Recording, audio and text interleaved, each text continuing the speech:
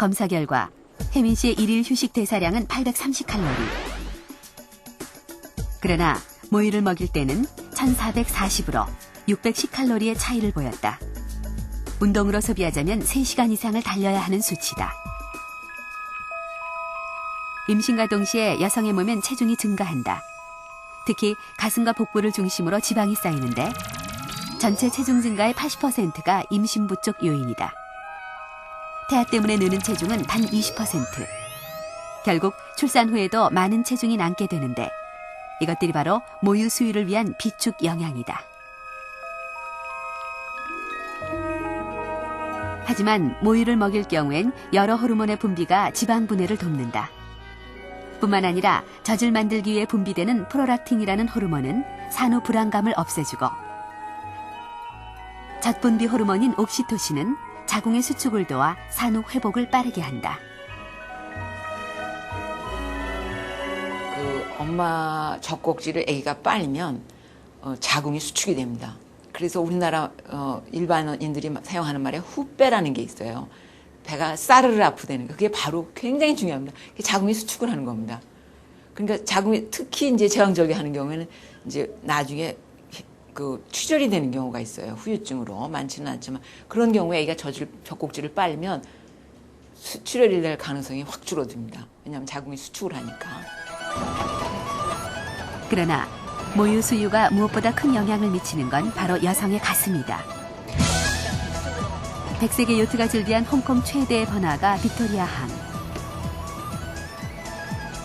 하지만 바로 그 너머엔 홍콩에서 가장 가난한 마을이 있다. 땅 위에 방 한 칸을 빌릴 돈이 없어 무리의 집을 지은 사람들, 바로 탕카족이다.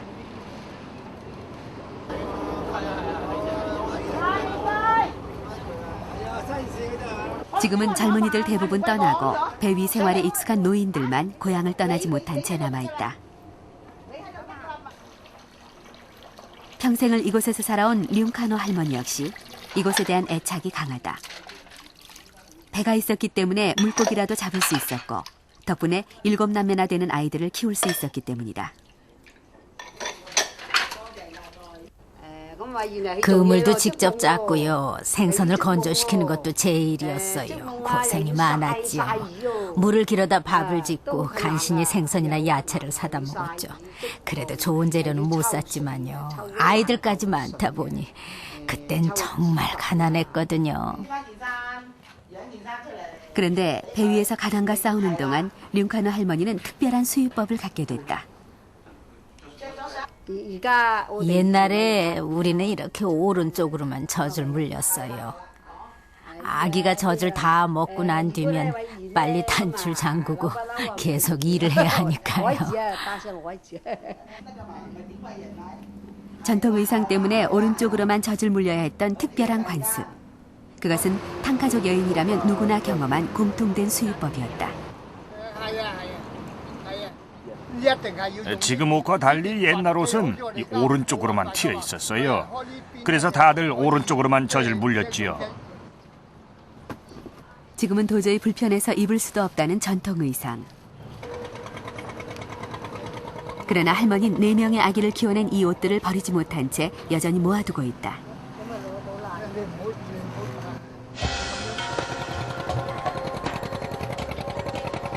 가난에서 벗어나기 위해 잠시도 쉴 틈 없이 일해야 했던 탕카족 여인들은 수유법엔 신경 쓸 여유조차 없었다.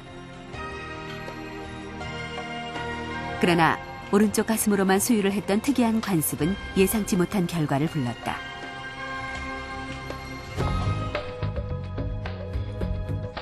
(1977년) 홍콩 여성의 유방암 발생에 대한 연구를 하던 의사들은 탕카족 여인들이 유난히 왼쪽 가슴에 유방암이 많이 발생한다는 사실을 알아냈고 이는 영국의 의학저널 란셋에 실리며 큰 화제를 불러왔다. 오른쪽 가슴으로만 젖을 먹이는 게 당시 탕카족의 관습이었습니다. 그런데 놀랍게도 유방암이 왼쪽에만 생겼죠. 그래서 모유 수유와 유방암 사이에 관련이 있다는 생각을 하게 됐습니다. 왜냐하면 한쪽 가슴으로만 젖을 먹였는데 그쪽 가슴에는 유방암이 생기지 않았고 젖을 먹이지 않은 반대쪽에만 유방암이 생겼으니까요.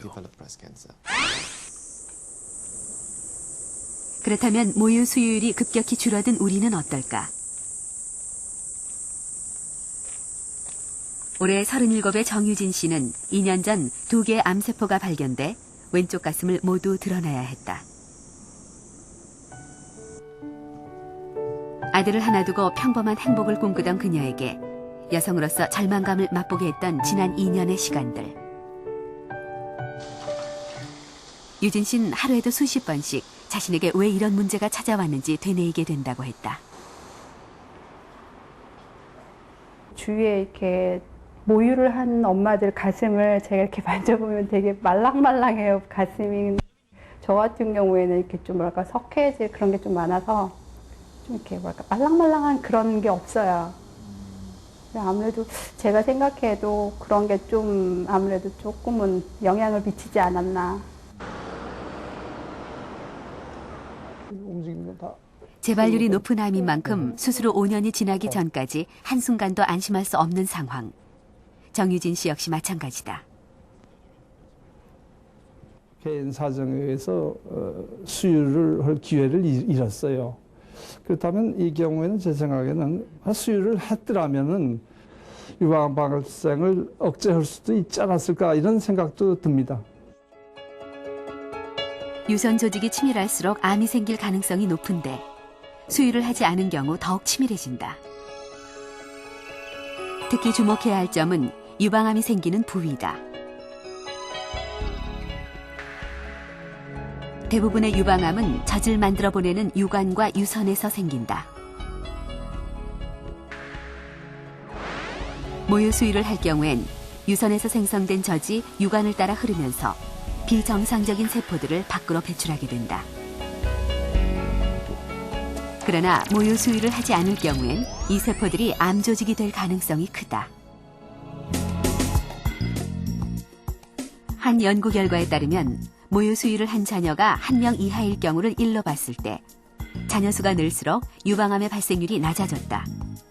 또한 수유 기간이 13개월을 넘길 경우 유방암 발생률은 0.25로 4분의 1가량 낮아졌다. 그리고 모유 수유 중에는 유방암을 일으키는 여성 호르몬 에스트로겐의 농도가 낮아지기 때문에 수유 기간이 길면 길수록 유방암 억제 효과도 커진다.